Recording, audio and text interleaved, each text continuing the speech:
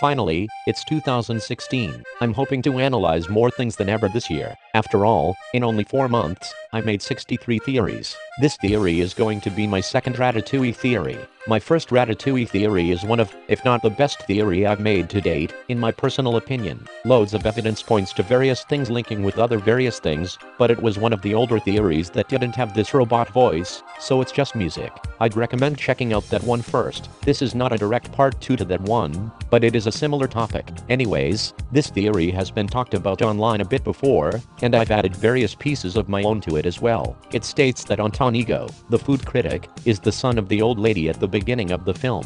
Typically, the steps I take while analyzing are get the topic, look up the topic to see if anyone else has theorized on it, analyze it, write the script, edit it, and upload it. I hardly ever make a video about someone else's theory unless I have lots of evidence of my own to support it, and this is no exception. Anyhow, I've dawdled for long enough. Here's what this theory already states. Antonigo's flashback shows that he lives on a farm in rural France in a typical home, just like the old lady's house at the beginning of the film. Also, his favorite meal is ratatouille, the meal his mother makes, the same meal in the old lady's cookbook. One of the only flaws in this theory is that there are some very noticeable differences in the house, mainly that the entire entrance is different. But to those who believe this is a debunking fact, think about the fact that people move. Now it's my time to do the analyzing. We need references that are constant. Furniture, objects, and genetics. Let's take a look at the old lady's furniture. PIXAR specifically put a lot of detail into the objects in the scene where Antonigo is entering his house as a boy. There is an umbrella, a reference to the old lady's umbrella. There is a chair with a similar pattern,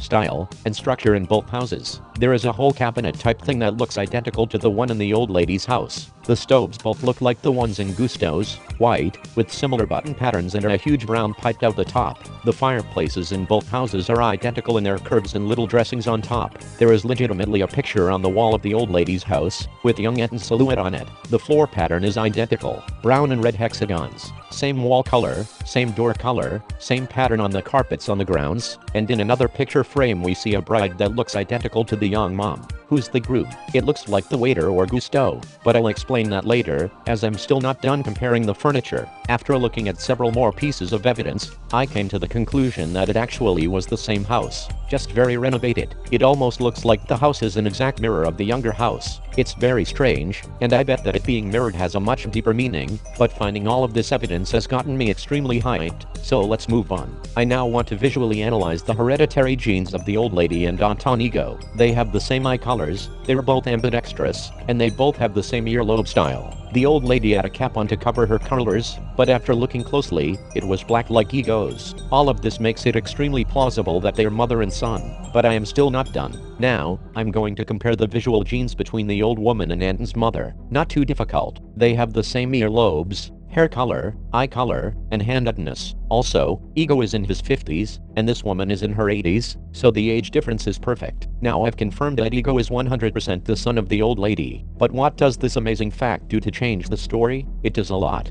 First of all, that means that if Ego was the son of Gusto and this woman, then giving his father's restaurant a bad review would send the father into a depression, likely causing the death apparently. Ego says how he finally understood what he meant, meaning he's known Gusto for a long time. And Linguini would be Ego's brother. Renata is the old lady, and died due to the shock that her ceiling had collapsed in on her house and that it was full of rats. Okay, so maybe that last part's highly far-fetched. After all, it could also be the waiter that is Anton's dad, but that's unlikely. Originally when I'd watched the movie a long time ago, I'd instantly thought that the old lady was Linguini's mother, and it would seem that I'm perhaps right. Renata was the only one that knew all of the details, and she would have died, likely from the shock of her roof caving in due to rats. It's easy to get a heart attack when you're an octogenarian. I still believe that this end part's a bit far-fetched, but it is still plausible, so that's my final answer. Here's a family tree. The old lady is the confirmed mother of Antonigo, and maybe the wife of Gusto. If so, then that would make Antonigo the half-brother of Linguini that the old lady,